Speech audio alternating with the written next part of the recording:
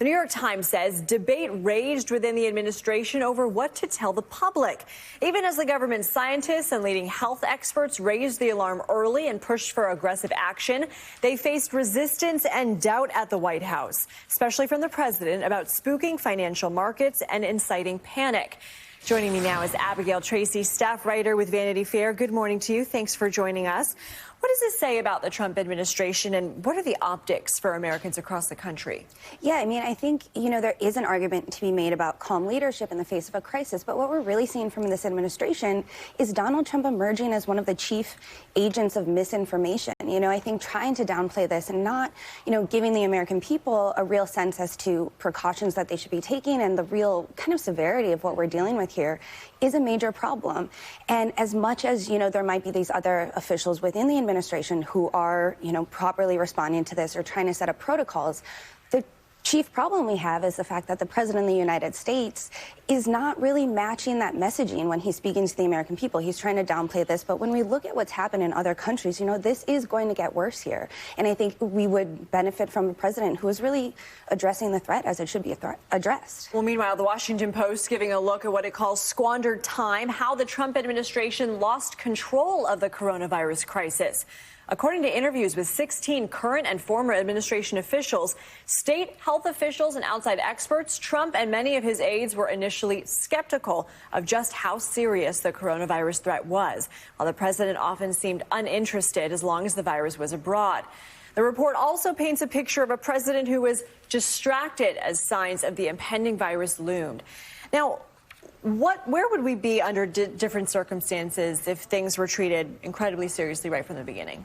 Yeah, I think we would be in a better position, certainly. I think if we had addressed this earlier, if we really, had laid out protocols, particularly around testing, I think one of the big issues right now is we still are pretty unaware as to how many Americans actually have this, who has been infected. And given that, it's difficult to sort of stage a response and sort of plan around it and take those precautions. And I think one of the issues that we've seen is sort of the delays in testing, the delays in the issues with faulty tests from the CDC initially. So really trying to understand sort of the scope of this issue here in the United States has been delayed. So we really don't know where things are right now today, which, obviously spells trouble and portends problems moving forward in the future. Well, the first coronavirus case has now been confirmed in Washington, D.C. We've also learned an attendee at last weekend's Conservative Political Action Conference in Maryland tested positive. Both President Trump and Vice President Pence were at that event.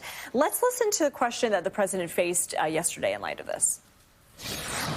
Are you concerned that the virus is getting close to the White House? No, I'm not concerned at all. No, I'm not. No, we've done a great job.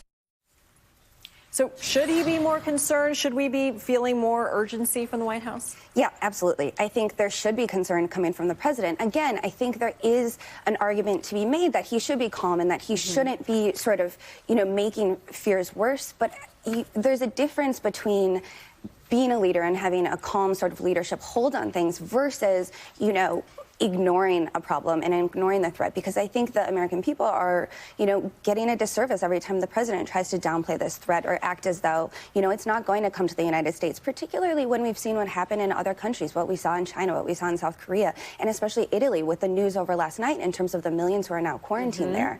I really think, the American people would be served by a president who was addressing it with concern. It doesn't mean, go into hysterics and kind of cause a wider spread panic, but I think a president should be telling the American people really about the risks and sort of what they should be doing, what precautions. How would a greater level of urgency help public health? Well, I think when you're looking at something like, the fact that an attendee at CPAC has been diagnosed with it, has tested positive for the coronavirus, I think what you're looking at is the more people are aware of sort of what the symptoms of this are, what they should be doing. If you are feeling sick, don't go to a large conference full of thousands of people. I think that's one of the issues, is public health would be better served if people are aware of sort of how this is spread and sort of what they should be doing if they're not feeling great, stay home, talk to their, bosses and things of that nature. Abigail Tracy, thanks for your time this morning. Thank you. The final stretch for Harvey Weinstein, as we learn this week how long he'll spend behind bars. The urgent letter from prosecutors on what they want the judge to keep in mind.